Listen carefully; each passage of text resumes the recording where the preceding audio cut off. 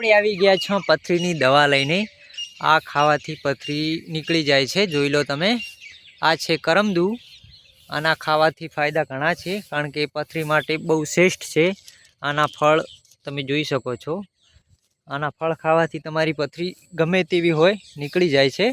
અને આપણા ખેતરમાં જ છે, તમે જોઈ શકો છો। જ્યાં મળે ત્યાં લાવી શકો છો તમે। જંગલી ઝાડ છે આર્યું, કારણ કે લોકો અમારા ત્યાં લેવા આવે જ છે। અને જોઈ શકો છો આ લાલ કલરનું ફ્રૂટ આવે છે, આનું અંદર દૂધ પણ નીકળે છે। ફોડીને ચેક કરશો તો લાલ નીકળશે। બહુ ખાટું જ આવે આર્યું, જોઈ લો। આને કહેવાય કરમદુ। આ જંગલી છોડ છે। જેને પણ જોતો હોય તે કોમેન્ટ બોક્સમાં લખે। આપણે ખાલી નાનો જ વિડીયો બનાવવાનો છે।